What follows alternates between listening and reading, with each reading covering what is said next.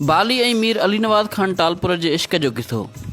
नाज़रीन, बालीअ जो पूरो नालो इक़बाल बेगम हुयो ऐं आम तरह हूअ बालीअ जे नाले सां मशहूरु हुई। लाहौर जी हीअ मशहूरु ॻाइणी अक्सर नवाबनि ऐं रईसनि जे तक़रीबुनि में ॻाइण लाइ वेंदी हुई। संदसि हुस्न जी हाक ॿुधी खैरपुर जो मीर अली नवाज़ ख़ान टालपुर मथसि आशिक़ थी पियो। इश्क बि अहिड़ो जंहिंखे वाक़ई इश्क चइजे।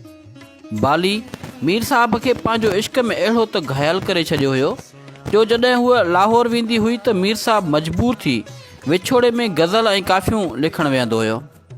बालीअ सां मीर साहब 1923 धारे शादी कई। शादीअ खां अॻु मीर साहब खे ॾाढा कशाला कढणा पिया।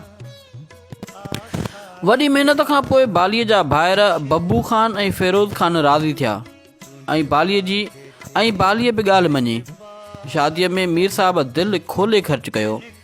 महिमाननि जे लाइ कैंपूं लॻी वियूं। गर्मीअ जो ज़मानो हुयो, तंहिं करे कखायूं लांढियूं ठाहियूं वियूं जिन ते पाणी छिणकारियो पियो वियो त जीअं थधियूं रहनि। खैरपुर रेलवे स्टेशन वारे फाटक खां वठी शहर ताईं यके मैदान में लांढियूं ऐं कैंपूं लॻायूं वियूं। मीर अली नवाज़ ख़ान जी रहाइश ऐं शादीअ जी तक़रीब जे लाइ ख़ासि लांढियूं बि उन ई मैदान में ठाहियूं वियूं। लाहौर, अमृतसर, दिल्ली ऐं मुंबईअ मां 80 खनि ताइफ़ा घुराया विया जिन जी रहाइश लाइ हाई स्कूल ऐं बोर्डिंग हाउसिंग जूं बिल्डिंगूं ख़ाली करायूं वियूं। बोर्डिंग हाउसिंग जी कुंड कुड़छ मां तबले जी थाफ ऐं सारंगीअ जी रूरूं ॿुधण में थी आई। नाच, गाना, आतिशबाज़ियूं, मुशाहिरा, क़सीदा ख़्वानियूं, वॾनि माण्हुनि ऐं आफ़ीसरनि जूं दावतूं, मतिलबु त वॾा इंतज़ाम कया विया। मुख़्तियार बेगम अमृतसरीअ शादीअ जे मौक़े ते ख़ासि ठुमरी ॻाई। केतिरा ॾींहं मजलिसूं हलंदियूं रहियूं ऐं शाही खज़ानो बेदर्दीअ सां लुटबो रहियो।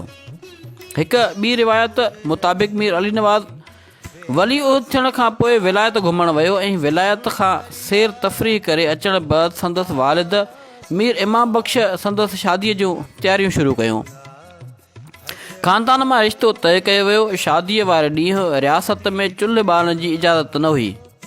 सभिनी लाइ शाही खाधो आम हुयो। रस्म शुरू थी। आख़िर में हिकु ॻाइणी याने बाली अॻिते वधी आई।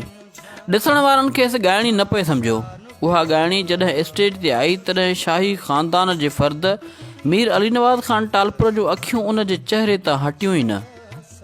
ॻाइण वॼाइण जी महफ़िल खां पोइ जॾहिं निकाह जो वक़्तु वेझो आयो त मीर अली नवाज़ ख़ान पंहिंजे पीउ जे हथ ते हथु रखी निहायत आहिस्तगीअ सां चयो त बाबा, आउं शादी कंदुसि त उन ॻाइणीअ सां कंदुसि। मीर इमाम बख़्श उन परेशानी जे आलम में हिकदमि ॾाहप खां कमु वरितो ऐं पंहिंजी शाल ॻाइणीअ जे माउ आॾो उछलाए हुकुम कयईं त हिननि खे हरमसरा में वठी अचो। उन बाद पंहिंजे पुट सूधो अंदरि अची खांइसि वाइदो वरिताईं त ठीकु आहे, तूं पहिरीं भली हिन सां निकाह कर, लेकिन बाद में तोखे तइ थियल ख़ानदानी छोकिरीअ सां बि निकाह करणो पवंदो। मीर अली नवाज़ राज़ी थी वियो। निकाह बाद मीर इमाम बख़्श पंहिंजी नुंहुं खे हर रॉयल हाइंस जो ख़िताब अता कयो। अहिड़ीअ तरह बाली हिकु ॻाइणीअ मां मलका इक़बाल बेगम बणिजी वई।